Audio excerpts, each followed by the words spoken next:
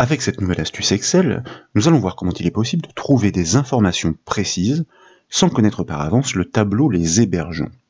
De plus, et nous allons le constater, ces tableaux peuvent très bien proposer des organisations et structures différentes. Dans l'exemple finalisé illustré à l'écran, nous travaillons à partir de deux tableaux. Ils pourraient être plus nombreux et disposés sur des feuilles différentes. La technique que nous allons démontrer s'adapte à tout contexte. Ces tableaux relatent les ventes réalisées par les commerciaux d'une entreprise sur certains mois de l'année. Le premier archive les résultats des seniors, tandis que le second stocke les scores des juniors.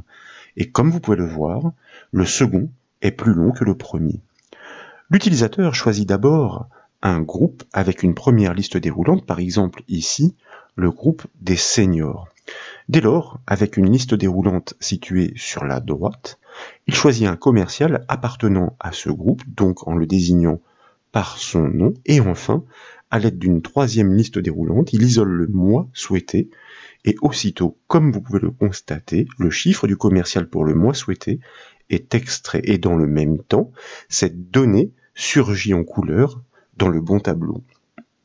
Pour la démonstration de cette nouvelle astuce, nous suggérons de récupérer un classeur hébergeant ces tableaux et articulant déjà les listes déroulantes. Et comme toujours, ce classeur est offert au téléchargement depuis le site bombache.fr. Nous découvrons donc les deux tableaux des commerciaux avec une implémentation effectivement avancée. Je vous propose de déployer tout d'abord la liste déroulante de la cellule C3, donc dans le bandeau qui est situé au-dessus des tableaux. Et puis parmi les deux propositions, nous allons choisir, comme nous l'avons fait lors de la démonstration, le groupe senior. Ensuite, nous allons déployer la liste déroulante de la cellule E3. Comme vous pouvez le voir, seuls les noms du groupe précédemment choisi sont proposés. Ces listes déroulantes sont donc dépendantes et nous y reviendrons. Nous allons donc choisir l'un des commerciaux en cliquant sur son nom, puis nous allons choisir un mois dans l'énumération grâce à la troisième liste déroulante, comme ici par exemple le mois de mars. Et comme vous pouvez le voir, le résultat cherché sur ces critères recoupés est automatiquement mis en valeur dans le tableau qui l'héberge. C'est une simple règle de mise en forme conditionnelle qui a été prédéfinie sur ces deux tableaux afin de repérer les cellules croisées. Pour la consulter, vous devez d'abord sélectionner au moins l'une des cellules du tableau. Ensuite, dans la section style du ruban accueil, vous devez cliquer sur le bouton mise en forme conditionnelle. Puis, en bas des propositions, vous devez opter pour l'option « Gérer les règles » et dans la boîte de dialogue qui suit, il ne vous reste plus qu'à cliquer sur le bouton « Modifier la règle » pour consulter sa syntaxe, vous voyez, qui apparaît ici dans la zone de saisie. Lorsque le nom du commercial cellule B6 figé en colonne correspond à celui dans la deuxième liste déroulante cellule E3 complètement figée, et lorsque dans le même temps, le mois dans le tableau cellule C5 figée en ligne cette fois correspond au mois choisi avec la troisième liste déroulante cellule G3 complètement figée, une couleur dynamique est appliquée. Pour le second tableau, naturellement, c'est une seconde règle qui est construite à l'identique, mais forcément adaptée aux coordonnées de ces plages. Nous pouvons donc quitter ce gestionnaire de règles. Nous devons maintenant poursuivre la découverte. Tous les éléments construits en amont permettent de comprendre la construction de la solution que nous allons amener. En haut à gauche de la feuille Excel, cette fois, je vous propose de déployer la zone nom. Comme vous pouvez le voir, 5 noms de plages de cellules ont été créés. Vous pouvez visualiser les zones qu'elles désignent en cliquant tour à tour sur ces noms. Les données numériques du premier tableau, par exemple, sont nommées senior, la dernière plage ici. Elle représente la plage de cellules C6 à E11. Les données numériques du second tableau sont nommées junior quant à elles, donc nous allons la sélectionner pour constater effectivement que la sélection se déplace. Elle représente la plage de cellules H6, J14. Les plages des noms à chercher sont nommées comme les tableaux avec en préfixe l'intitulé nom pour simplifier la correspondance, et ça nous le constaterons par exemple, nom senior pour la deuxième de ces plages nommées représente la plage de cellules B6, B11, tandis que la plage non junior représente la plage de cellules G6, G14. Enfin, seule la première plage des mois est nommée mois. Elle représente la plage de cellules C5, E5. En effet, nous le verrons, la fonction équive dont nous allons avoir besoin résonne de façon relative par rapport à la sélection émise pour la recherche. Et les deux tableaux ont la même largeur, donc la position retournée coïncidera pour ces deux tableaux. Donc, c'est grâce à ces plages nommées que nous avons aussi créé la relation de dépendance entre la première liste déroulante et la deuxième. Le support de formation détaillé sur le site bombache.fr vous livrera l'astuce si vous souhaitez la découvrir. Il est temps maintenant de procéder à l'extraction du chiffre d'affaires correspondant à ces trois critères recoupés. Cette extraction doit se faire dans le bandeau horizontal situé au-dessus du tableau, plus précisément en cellule J3. Il est donc question d'importer la donnée numérique située au croisement du commercial choisi et du mois désigné dans un tableau qui n'est a priori pas connu à l'avance. L'extraction doit se faire donc sur un tableau choisi dynamiquement en fonction du groupe sélectionné par l'utilisateur avec la première liste déroulante. Grâce aux plages nommées, ce choix pointe directement sur le bon tableau. Et pour extraire les données, la fonction Excel index est dédiée ensuite pour trouver les positions du commercial et du mois dans ce tableau, définies dynamiquement. C'est nécessairement la fonction Excel équive qui est à l'honneur. Pour commencer donc, je vous propose de sélectionner tout d'abord cette cellule J3, de taper le symbole égal pour initier la syntaxe de la formule, et nous allons commencer par inscrire la fonction de gestion des anomalies, soit si erreur, suivie d'une parenthèse ouvrante. En effet, et vous l'avez sans doute constaté, au changement de groupe, la cellule du nom est automatiquement vidée, ce qui d'ailleurs paraît logique. Nous reviendrons sur le mécanisme qui réalise cette petite prouesse automatiquement. De fait donc, plus aucune concordance ne peut être trouvée, et dans ces conditions, les fonctions de recherche répondent par une erreur. Grâce à la fonction si erreur englobant la suite du calcul, nous choisissons de neutraliser ces défauts. Maintenant, nous pouvons justement tester ce calcul d'extraction. Il est temps d'appeler notre fonction précisément d'extraction index, suivie d'une parenthèse ouvrante. En premier argument de cette fonction, nous devons désigner le tableau dans lequel la recherche doit être effectuée. Ce tableau est reconnu par son nom, et ce nom est donné par le choix du groupe à l'aide de la première liste déroulante. Mais il s'agit d'une information textuelle à interpréter. En conséquence, nous appelons notre fonction d'interprétation par son nom indirect suivi d'une parenthèse ouvrante. Et dès lors, nous pouvons effectivement désigner le tableau mentionné par le texte en cliquant directement sur la cellule C3 du choix du groupe. Puis nous pouvons fermer la parenthèse de notre fonction indirecte. Dès lors, nous tapons un point-virgule pour passer dans l'argument de la ligne pour la fonction index. La ligne de l'information à extraire dépend du choix du nom réalisé par le biais de la deuxième liste déroulante.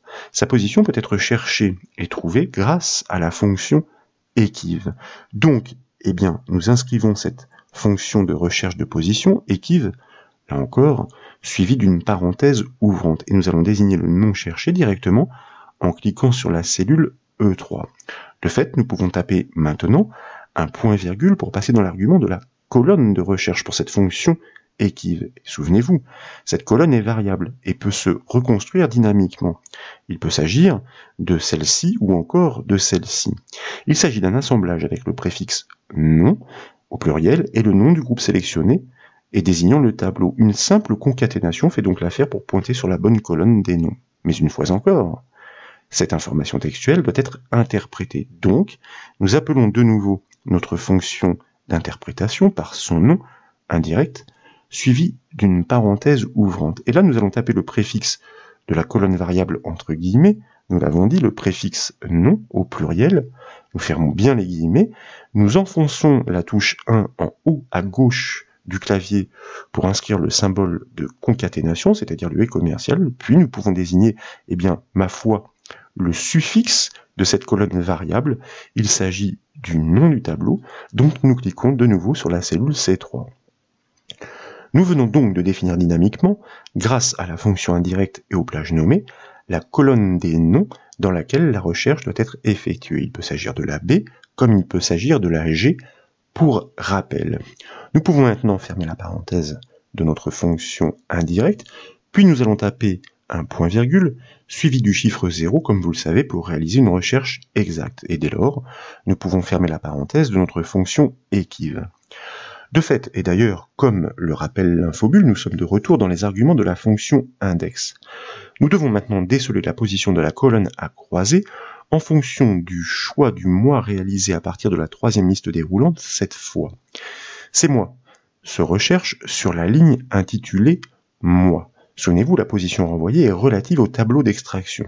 Donc, nous pouvons commencer par taper un point-virgule pour passer dans l'argument de la colonne de la fonction index. Et dès lors, nous allons inscrire de nouveau notre fonction de recherche de position, equiv, suivie d'une parenthèse ouvrante pour pouvoir désigner le mois cherché, donc en cliquant sur la cellule G3. Ensuite, nous tapons un point-virgule pour passer dans l'argument de la zone de recherche, en l'occurrence ici, de la ligne de recherche, et nous allons désigner cette ligne qui est bornée par son nom, donc mois, comme nous l'avons dit. Et de fait, nous pouvons taper une fois de plus un point-virgule suivi du chiffre 0 pour de nouveau réaliser une recherche exacte. Nous pouvons maintenant fermer la parenthèse de la fonction equiv, nous pouvons fermer la parenthèse de la fonction index, et de fait, nous sommes de retour dans les arguments de la fonction si-erreur. Donc, nous tapons un point-virgule pour passer dans son second argument, celui de la gestion des anomalies, et là nous allons inscrire deux guillemets. Pourquoi ? Eh bien simplement pour garder la cellule vide en cas de problème. Il ne nous reste plus qu'à fermer la parenthèse de cette fonction si-erreur et à valider la formule, par exemple avec la touche Entrée du clavier.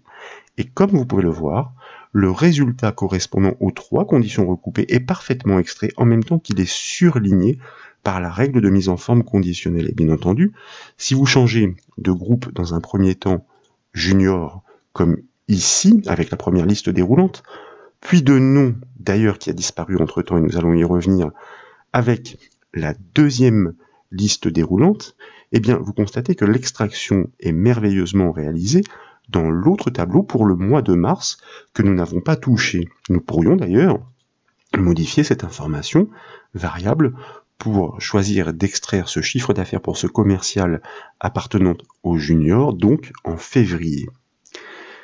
Nous sommes donc parvenus à construire le mécanisme permettant d'entreprendre des recherches dans un tableau qui n'est pas connu à l'avance. Nous avions annoncé que nous y reviendrons. Pour l'explication, la cellule de la deuxième liste déroulante se vide automatiquement au changement de groupe opéré par la première liste déroulante, et d'ailleurs, pour preuve. C'est une petite astuce VBA Excel qui scrute l'événement de ce changement pour opérer en tâche de fond. Je vous propose pour le constater de réaliser le raccourci clavier Alt F11. Nous basculons ainsi dans l'éditeur de code VBA Excel et dans l'explorateur de projet sur la gauche de l'écran. L'élément feuille de quel tableau doit être sélectionné ainsi. La feuille de code au centre de l'écran indique les actions entreprises par le VBA sur la feuille sur laquelle nous avons travaillé. Vous trouvez la construction d'une procédure événementielle, worksheet _ change, donc eh bien, un code qui se déclenche lorsqu'un changement est détecté dans l'une des cellules de la feuille. Mais grâce à une instruction conditionnelle if, nous la faisons réagir seulement lorsqu'il s'agit de la cellule C3, celle de la première liste déroulante des groupes, ligne égale 3, colonne égale 3. Et dès lors, nous vidons automatiquement celle du nom range de E3.value égale guillemets guillemets. Quoi qu'il en soit, eh bien voilà pour cette nouvelle astuce Excel consistant à réaliser des extractions dans plusieurs tableaux, en l'occurrence un tableau qui n'est pas connu à l'avance. J'espère qu'elle vous a plu. Si c'est le cas, comme toujours, je compte sur vous pour mettre un petit j'aime à la vidéo. Et comme vous le savez, vous pouvez retrouver toutes les formations et toutes les astuces sur le site bombache.fr. Je vous remercie.